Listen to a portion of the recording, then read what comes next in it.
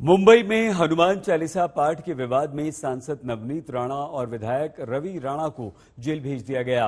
बीती रात ही दोनों को अलग अलग जेलों में शिफ्ट भी कर दिया गया। अदालत ने दोनों को 14 दिन की हिरासत में भेजा है।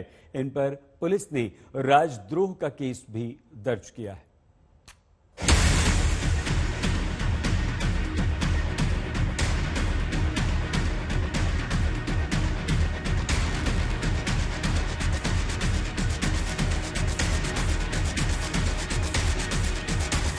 महाराष्ट्र के सीएम उद्धव ठाकरे के आवास मातोश्री के बाहर हनुमान चालीसा पाठ की जिद में सलाखों के पीछे जाना पड़ेगा।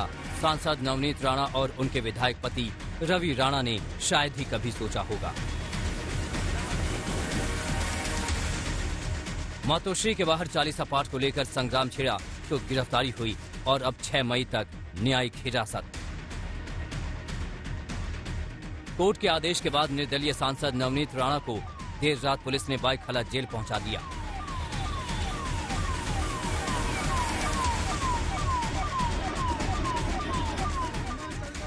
रवि राणा को तलोजा जेल में शिफ्ट कर दिया गया। 14 दिनों के लिए यही ठिकाना होगा। जेल भेजे जाने से पहले रवि राणा ने मुख्यमंत्री उद्धव ठाकरे का नाम लेकर गंभीर आरोप लगाए। उद्धव ठाकरे हमको फंसा है, हमारा फसवलेला है, आम्हाला खोटे गुन्हे दाखल केले। उद्धव ठाकरे हनुमान चालीसा विरोध करणारा मुख्यमंत्री आहे, हनुमान चालीसाला विरोध करणारा मुख्यमंत्री आहे, आम्हाला फसवलेला आहे। उद्धव ठाकरे हमको फंसा है, हमारा फसवलेला है, आम्हाला खोटे गुन्हे दाखल केले। उद्धव ठाकरे हनुमान चालीसा विरोध करणारा मुख्यमंत्री आहे, हनुमान चालीसाला विरोध करणारा मुख्यमंत्री आहे। शनिवार को मुंबई में इसी सियासी बवाल का आगाज हुआ था। सुबह नवनीत राणा और उनके पति रवि राणा मातोश्री के बाहर हनुमान चालीसा पढ़ने वाले थे, लेकिन शिव सैनिकों का उग्र प्रदर्शन हुआ और शनिवार की शाम तक पुलिस ने इन्हें गिरफ्तार कर लिया। रविवार को दोनों की कोर्ट में पेशी हुई, जहां एक राणा के खिलाफ राजद्रोह का केस भी दर्ज कर लिया गया। पुलिस स्टेशन के अंदर एफआईआर रवि राणा और उसकी वाइफ मिसेस नवनीत कौर राणा के खिलाफ सेक्शन 153 कैपिटल ए 35, 37 और 135 और बॉम्बे पुलिस एक्ट के तहत रजिस्टर हो चुका है।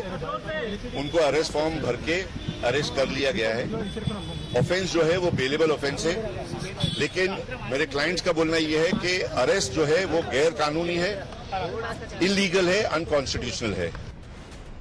रविवार को दिन भर के उठापटक के बाद रात में नवनीत राणा और रवि राणा जेल भेज दिए गए।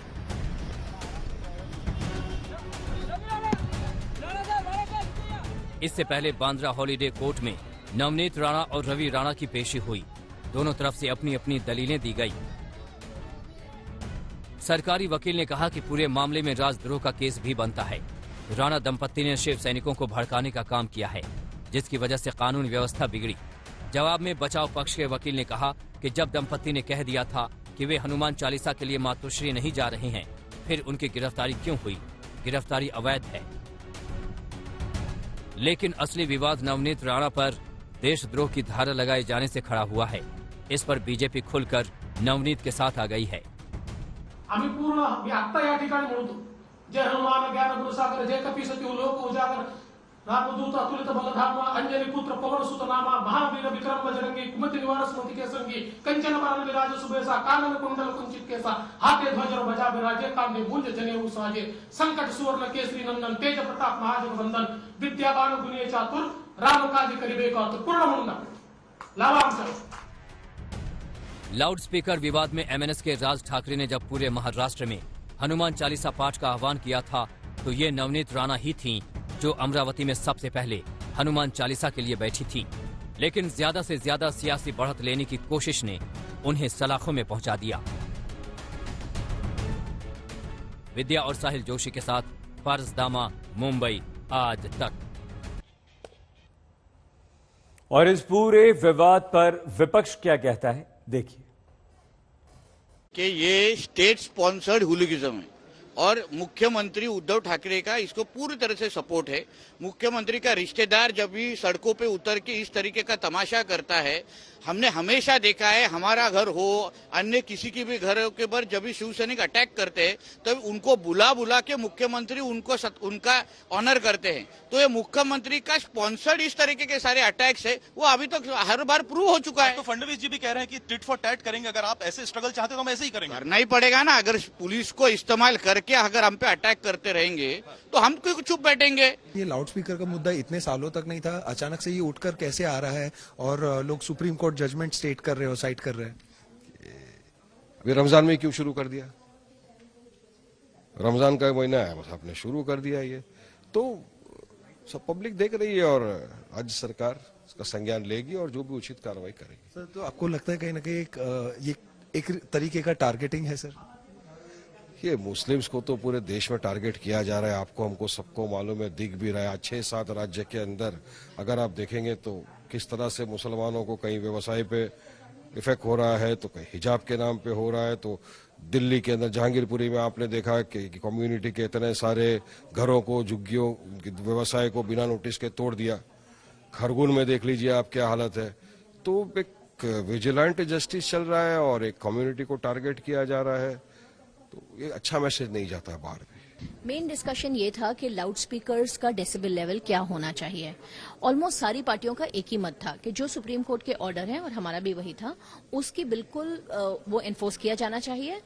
लेकिन हमारे देश की सच्चाई थोड़ी अलग है। यहाँ पे रात रात भर जागरण होते हैं, गाँवों में कीर्तन होते हैं, तो कहीं ना कहीं राज्य सरकारों को एक्सेप्शनल रूल्स भी बनाने पड़ते हैं अकोमोडेट करने को लोगों की रिलीजियस फीलिंग्स। मनसे का स्टैंड लेकिन बहुत हार्ड था। वो चाहते हैं कि इमीडिएटली सुप्रीम कोर्ट के आदेश एनफोर्स किए जाएं। अगर वो एनफोर्स किए जाएंगे तो वो सारे धर्मों पे एनफोर्स किए जाएंगे, मतलब हर गांव के कीर्तन को बंद करवा देंगे ये लोग। उनको समझाने की कोशिश की गई, लेकिन मनसे ने कोई भी कोऑपरेट करने की ऐसी मंशा नहीं दिखाई। दूसरी और सबसे इम्पोर्टेंट बात यह है कि बीजेपी ने इस मीटिंग से उन्होंने इस मीटिंग में नहीं अटेंड करके एक बहुत ही गलत संदेश दिया है। लॉ एंड ऑर्डर के ऊपर मीटिंग थी, वो ऑपोजिशन पार्टी है, उनका कॉन्स्टिट्यूशनल धर्म है कि वो लॉ एंड ऑर्डर में कोऑपरेट करें।